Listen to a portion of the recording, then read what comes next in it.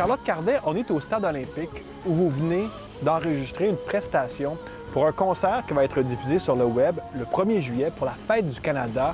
Comment vous avez trouvé votre expérience? J'ai vraiment trouvé ça super impressionnant parce que, évidemment, on est dans un lieu grandiose et énorme, mais il y avait vraiment une dualité avec le fait que la perfo était toute intime. On est juste 3 dans le band avec mes 2 musiciens.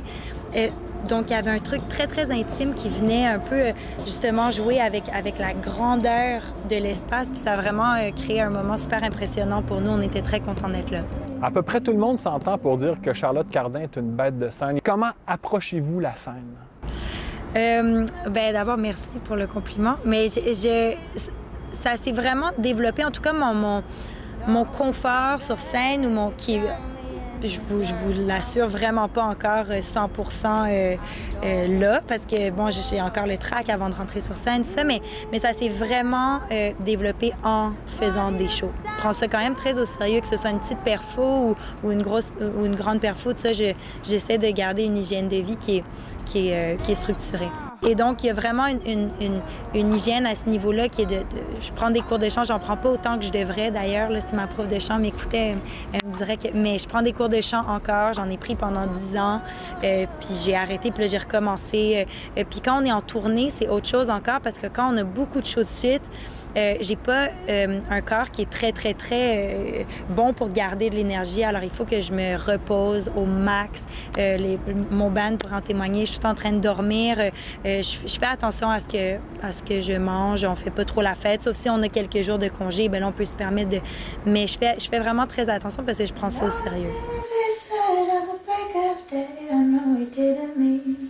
Je suis tombé sur Internet sur le mini-film Charlotte Cardin, été 2019. Oui! C'est un film d'environ 7 minutes où vous tentez d'en dévoiler un peu sur votre routine de travail. Oui. Qu'est-ce que vous avez justement voulu montrer à votre public?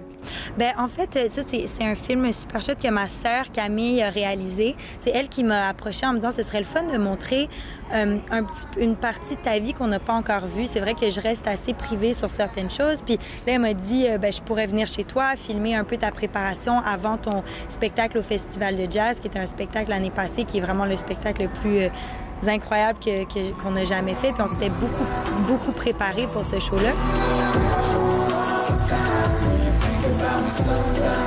En fait, j'avais envie juste de montrer une partie de moi que les gens avaient peut-être pas encore vue. Puis justement, comment moi, je me prépare pour un show comme ça, commencer de faire des pratiques, ça, parce que évidemment, des fois, quand on est sur scène, même moi, quand je vois des artistes, je trouve que ça a l'air tellement facile, des fois, effortless, ça, mais il y a vraiment beaucoup de préparation derrière ça. Puis j'avais le goût de montrer un petit peu ça au public. Vous avez écrit de magnifiques chansons en anglais et en français, et vous avez déjà dit que pour vous, l'écriture est une façon de gérer ce qui m'angoisse, ce qui me dérange.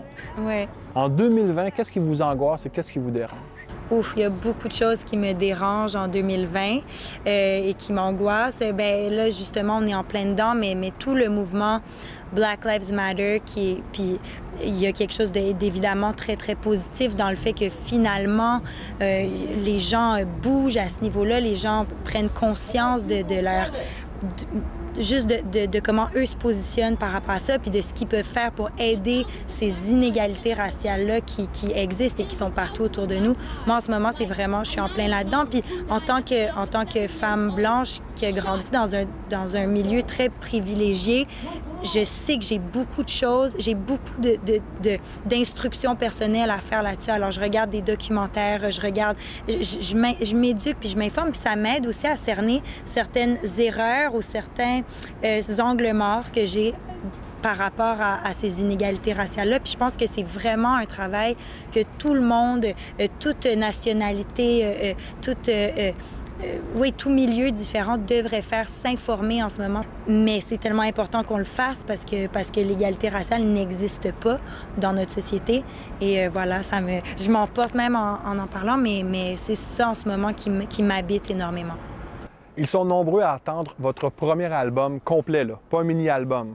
Complet. Oui, ça fait plusieurs années que vous le promettez oui, aussi. promis. C'est quand? Avez-vous une date? On a une date. Finalement, on a une date, mais on ne peut pas encore la dire, mais c'est quand même assez bientôt. Vous ne pouvez pas me laisser comme ça. Cet automne? Peut-être.